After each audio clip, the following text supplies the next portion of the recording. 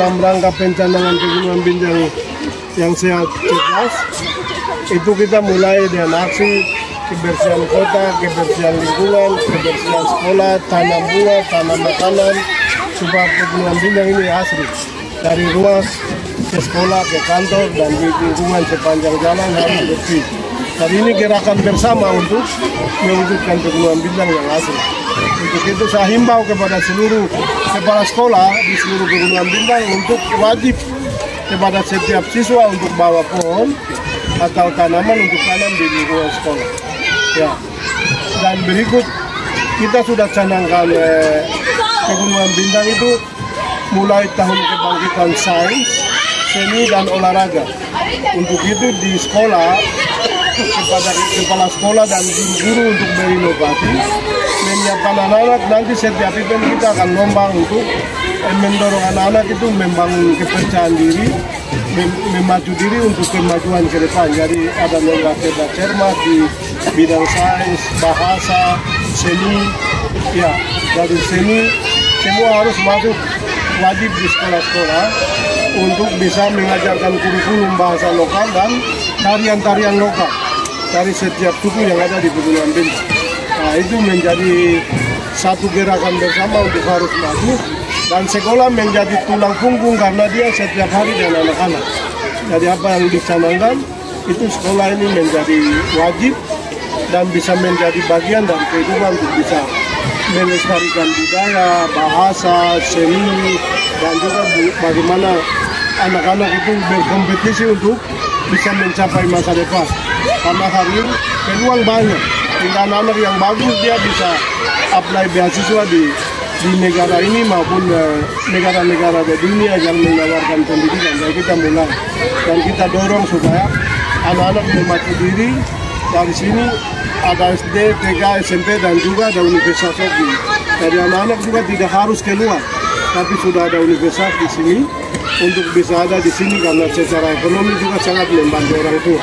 Jadi seperti itu, dan ini gerakan ini harus turun ke sekolah-sekolah. Jadi dinas pendidikan, dinas kesehatan, dinas kebudayaan, pariwisata, ekonomi kreatif turun ke sekolah, dan ini menjadi budaya bersama untuk harus dikembangkan. Jadi kita tidak kalah dengan kota-kota yang maju. Kita juga sudah bisa bersaing dengan kota-kota maju di seluruh Indonesia dan bahkan juga dunia. Jadi itu yang saya masuk ke sekolah, ini terus menerus jalan dan sudah gerakan masyarakat untuk bersih lingkungan.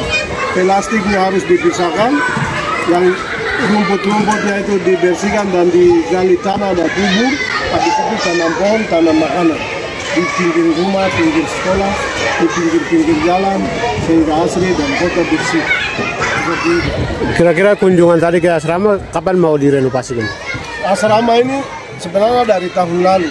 Kalau ada tanah sebenarnya mau dibangun sama seperti yang ada di Gidi. Ya, tapi karena tanah misi ini tidak ada, kemarin hanya rehab terbatas di asrama Putra maupun Putih. Tapi saya sudah bicara dengan pastor, ada rencana untuk seminar di setingkat SMP, sehingga diharapkan kita bisa kembangkannya di stasi Kalondong yang ada gereja di sana.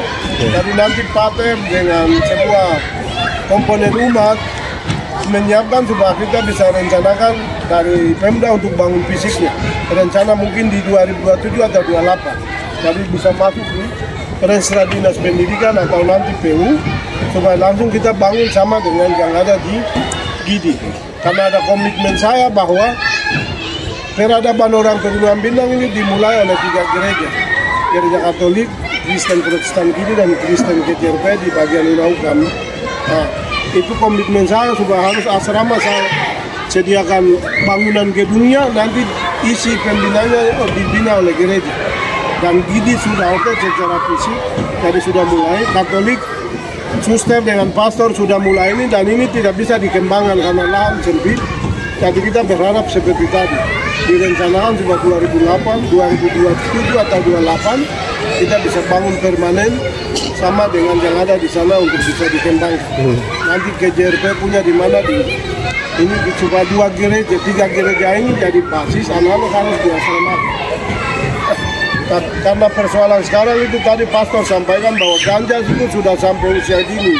Ini sangat berbahaya, sehingga harus kepada tokoh-tokoh adat, itu inisiasi adat harus dibangun dari generasi di bawah. Dibentuk dulu karakternya dari awal, baru kasih ke sekolah dan asrama di gereja untuk dibina. Karena kalau tidak, nanti generasi-generasi ini lebih banyak yang nanti akan dirusak oleh penyakit sosial, terutama ganja dan minuman keras. Seperti itu. Terima kasih, saya atas nama pimpinan sekolah bersama Dewan Guru, kami sangat memberi apresiasi karena kunjungan dari Bapak Bupati ini memberi motivasi kepada kami Dewan Guru untuk memberikan semangat kepada anak didik kami supaya apa yang Bapak harapkan ini di sekolah kami ini terlaksana, terutama untuk anak-anak. Ada anak-anak rajin belajar karena mereka inilah nanti persiapan untuk membangun masa depan Gunung Bintang ini.